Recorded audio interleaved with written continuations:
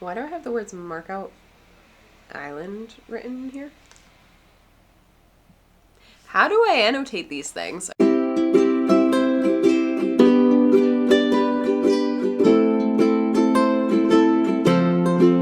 Hey guys, it's Jessie, your local sea witch, and today I am going to be breaking down and reviewing basically every sea witch book I have currently gotten my hands on. Let me say right off the bat, in this video I'm not giving you guys a you need to buy this book or you don't need to buy this book. I'm giving you my thoughts and opinions based on what I've read from these books, what I liked, what I didn't like in terms of my personal practice. I'm also going to give you a little bit of a deep dive into the book so you can see a little bit beyond the synopsis if it's something that you might want to pick up as well for your practice.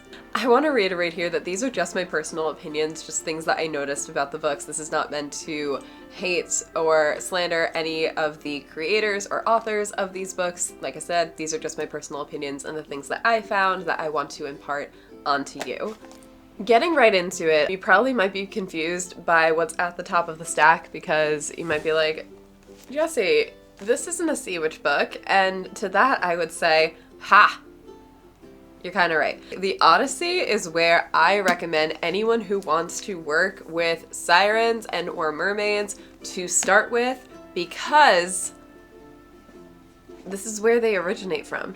At least in Greek mythology. This is where we have our first instance of sirens. Page... By the way, if you're going to read the Odyssey, get the Emily Wilson translation. You will not be disappointed. Damn it. Sirens are listed in this book as mythical female creatures whose seductive singing causes sailors to forget their home and waste away until they die. Love that. It says it's listed on chapter 12, line 38. Why am I reviewing this book? Why am I recommending it? The Odyssey is a great story in general, and I feel like everyone should at least know it. It puts you in the mindset of not just connecting with mermaids and sirens, but of connecting with other oceanic deities. Poseidon, he is probably the main challenge of Odysseus' journey to get home. You also have the sea goddess Calypso. There's a lot of really good knowledge that can be derived from this. It also gives you a first-hand account experience of what the people thought when they were interacting with these gods. And I highly recommend this for anyone who wants to practice sea witchcraft or get an idea of working with deities. I mentioned this in my introduction video. This is Undine's Lessons from the Realm of Water Spirits by William R. Mistel. I did talk about this book in my last video, but it bears repeating. Undines are the elemental spirit of water. The other elementals include the sylphs for the element of air, gnomes for the element of earth, and salamanders for the element of fire. This is not a hard and fact knowledge about Undines as a spirit. This is more of a personal collection from the author's journey into working with Undines. It is a highly, highly personal recounting of visualizations and things along those lines that the author has personally experienced and recounted in this book. There's also a really lovely section of poetry at the end that he dedicates to the Undines, which I really enjoyed as well. He does touch on the other elements in the appendices for these books. He touches on the 5 elements. So yes, this is more of a personal recounting, but it's one of the only books that I've actually seen that talks about Undines specifically and not mermaids, so it was really interesting for me to pick up because of that. I'm going to be honest, I have not gotten through the entirety of this book. I kind of jumped around sections, and you're gonna find that with a lot of these books that I recommend, I actually did a lot of jumping around because I personally had a lot of knowledge of a lot of the things that these books touched upon before reading them. So okay, Undines. Next. Oh, this is a fun one that you see on people's Pinterest boards. Yes! This is Mermaids, the Myths, Legends, and Lore by Skye Alexander. I read a lot of Skye Alexander when I was starting my practice. Really, really good for beginners, I have to say. Really, really good. Makes everything very succinct, easily organized, easy to sort into chapters. And this book is really no different. I love how the pages are not neat. They're not like cut perfectly straight, and that was definitely a design choice of the book, and it was a really good one because it just makes you feel like you're reading this old tome, and I'm all about the aesthetics. So the way that this book breaks down is it goes into the origins, what they typically look like, which, spoiler, it's going to depend on the culture. There are a lot of different types of mermaids out there, so it's really just going to depend on that culture's description of what they thought a mermaid looked like. Now, I'm slowly curating a playlist on my Sea Witchery Patreon. You can check that out in the description. I will always have it there along with my other socials. But this book also breaks down a few different types as well. Mermaids of the ancient world, the British Isles and Ireland, European mermaids, Russian Rusalki and other Slavic merfolk, African and Indian mermaids, mermaids of the Far East, the South Seas and Australia, and then North and South America. Yes, North and South America also have their own mermaids. It's really interesting. And that's basically what the entire book consists of. It is folklore. It is perfect. If you really want to see where merfolk show up in mythology and those specific cultural myths, really, really good book for it. And it's just so pretty. There is a Pinterest photo that I absolutely love. Someone like decorated an altar basically, and they had like a string of pearls like flowing over that. I want to create it so badly. Oh, this is an interesting one. The Sea Priestess's Book of Spells by Katie McBrien. So with this, we get into our first spell book, and let me start off by saying I have a very unique approach to spell books that I feel like a lot more people should have. Now, I've had people ask me on my TikTok, on my Instagram, what spell books do I recommend for beginner sea witches, and my answer is honestly none of them. None of them that you follow to a T, and here's why. Y'all have probably heard this before, but I don't think that following another witch's spell verbatim for your own spiritual practice is ever going to work out as good as it would with you putting your own spin on it. And that could be the smallest spin in the world. It could just be you switch out the tool that you use to carve the candles. You use a seashell instead of a crystal. It's the very minute details that make these spells your own. So for that reason alone, I like and dislike spell books. So we're going into this with that knowledge in mind. I don't know if this was just my copy, but the table of contents did not have corresponding page numbers, so I wrote them in by hand. I don't know if that was just a misprint. This is more just like a weird design thing for me, but the front looks like this, and it looks very much like a Samhain ritual with the, I want to say that's a ram skull, and the candles and stuff like that. And then it has like a tiny little crab on the front, but then when you turn it to the back, it looks like a totally different book. I'm like, ooh. I truly don't know. When I received it, I was like, I thought it was the wrong book, and I was like, did I get a misprint or something? Now, I said in my last video, being a sea witch does not mean that you disregard all of the other elements in favor of just things that you can find on the beach or close to water. You incorporate all of the elements into your practice, and if you happen to cast, let's say like a candle spell, and you don't use any substitutions that would be sea witchy, it does not mean that you're not a sea witch. And there are a lot of spells in this book that do not recommend any tools whatsoever that you would find near the water. They are spells that someone has adapted over the years to fit their specific practice, who refers to themselves as a sea priestess and has collected them into a book for you. There is even a disclaimer here on page 11, do not be afraid to adapt other people's spells to suit your needs, time, ingredients, budget, etc. These spells also give timing. Some of them give moon phases. A lot of them actually give moon phases, which is really nice. Working with the moon is a huge part of my practice as a sea witch. The only thing I would have liked more in this book is that there's actually hardly any items from the sea that you would incorporate. It just is a spell book from a sea priestess. So while I do agree that not all of your spells need to have that sea witch element, I would have liked to have seen some, or at least more than what I personally found in this book. Otherwise I would have marketed it as something maybe a little bit different. Very small You could easily carry this on you if you're out and about, if you're trying to cast a spell outside. Really easy to take with you for things like that. So, all right, on to the next one. We know her, we love her. Well, actually, you guys might not know her, but you should. This is Water Witchcraft by Anwen Avalon. Forward is by Skye Alexander from the previous book that I reviewed here. I have skimmed through the entirety of this book. This is another book that, again, I knew a lot of things going into it, so different sections were more of a, oh, I can skim this instead of like deep highlighting, which is what I usually do with a lot of these books. I'll take a pencil and I'll just like go over the really like the things that stick out to me. Every single type of witch that you could possibly break down is in here. Remember how I said that sea witchcraft falls under the larger umbrella of water witchcraft? Well, there's other different types of water. Basically any body of water, you can slap the term witch onto the end of that, and that is your focus. It is the closest body of water to you that I honestly recommend starting with in your practice, because you are going to find the easiest connection, rather than if you are trying to reach the ocean, which could be miles and miles away from you. This goes into literally everything. She discusses grounding and shielding. I drew a little image in here.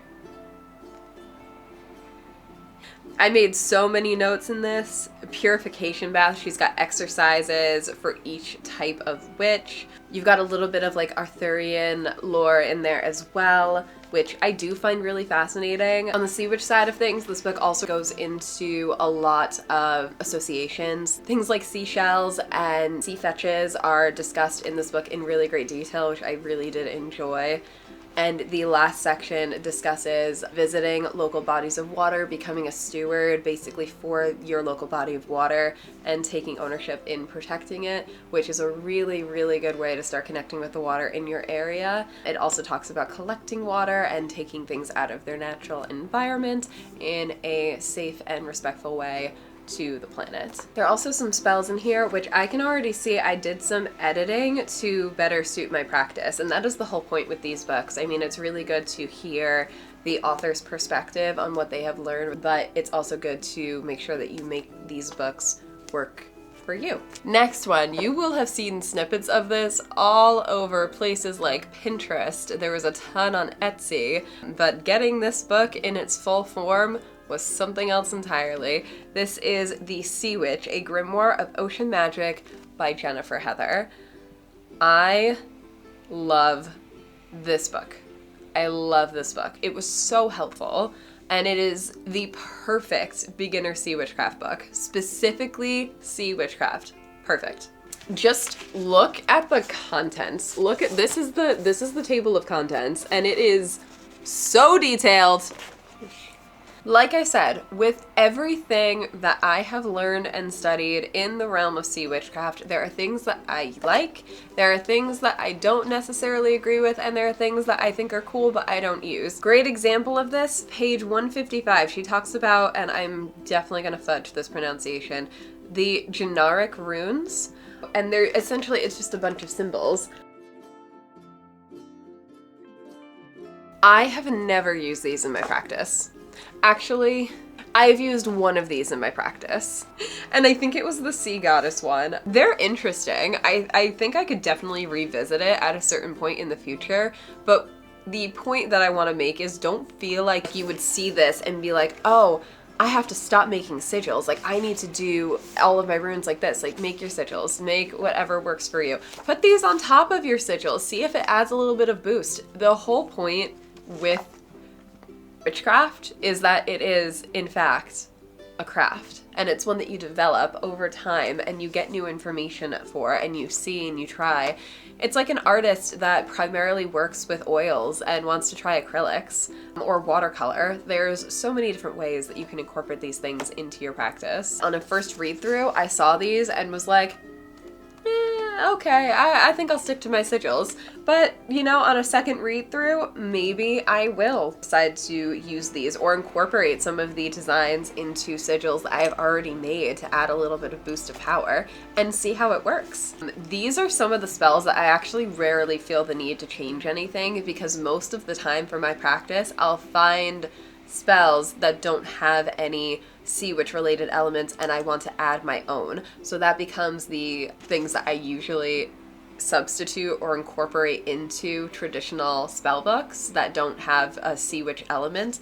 But because this book is so specifically made for sea witches, there's not much that I find I have to change in here. It also goes over the phases of the moon. I need to do a moon video. I really do. The moon is very important in sea witchcraft, and people often overlook it. And it can kind of be a weird thing to adjust to in your craft if you're not used to working with the phases of the moon. I have been doing it for years, and I still forget what phase of the moon we're in. So yes, really, really good book. One of the only ones I would highly recommend. If Sea Witch is your interest and your niche that you want to dive into and you're like, I need a specific book on that, I would send you this way. And even still, it might not have absolutely everything that you're looking for. I don't think a book that is this length could have absolutely everything you would ever want to know about sea witchcraft. There is one book I want to mention I don't actually have a physical paper copy of. It's called How to Become a Mermaid, Embodying the Elemental Energy of Water by Illyria Swan. And the foreword is by William Mistel, who wrote the Undines book.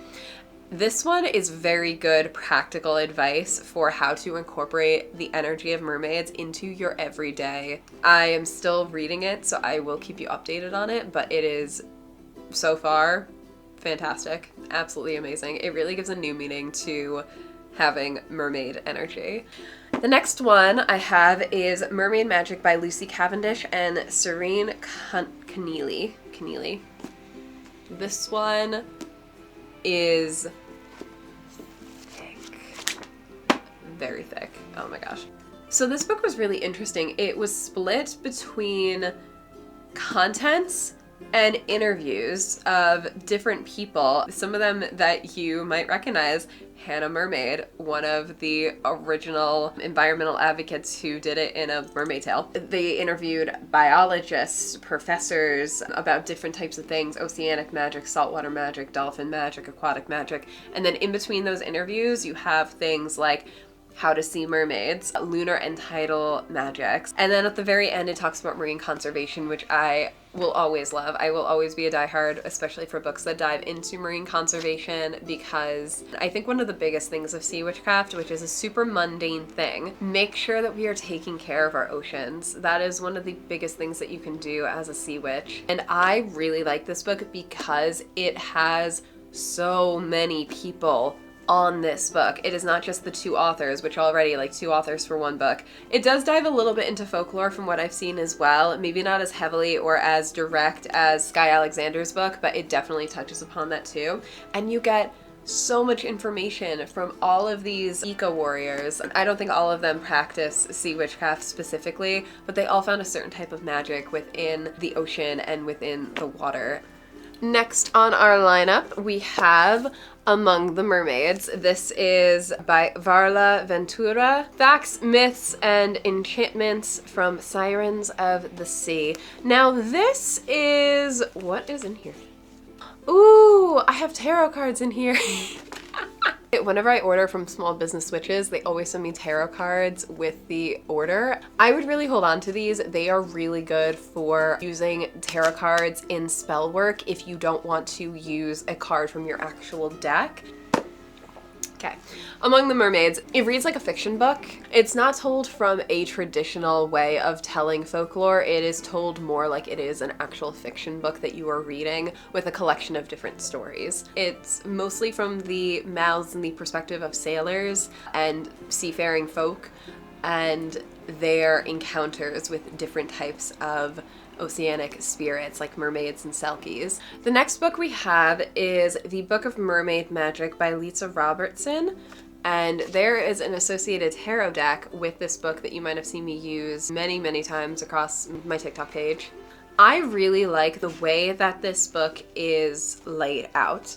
So it goes by the phases of the moon and an associated type of water spirit / water archetype for you with each moon phase. So what I mean by that, start off chapter 1 with the water goddess, then the ocean priestess, then the sea witch, then the siren, and each of those have an associated moon phase. And then you get to the full moon, which is the common mermaid, then the shapeshifter, the nymph, and the sprite. There is one specific section in here that I personally disagreed with, just based on working with mermaids in my own practice. I took this particular section with a very heavy grain of salt in talking about the heart chakra alignment when it comes to mermaids. The mermaid heart is naturally open, even during difficult times. The mermaid heart is self-repairing and honors all cracks, breaks, and tears. It infuses these imperfections with the mother of pearl and creates a radiant, beating, living gem.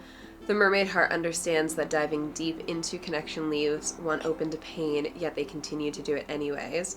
Mermaids love connecting with others. They thrive on adding people to their social circles and expanding their heart-centered community.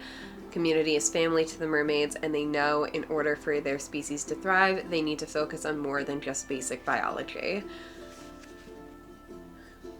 The reason why I think I feel skeptical about this section is mostly just based on my own work with mermaids, which has been anything but what this chapter describes specifically. My note here says I'm skeptical of where this certainty comes from.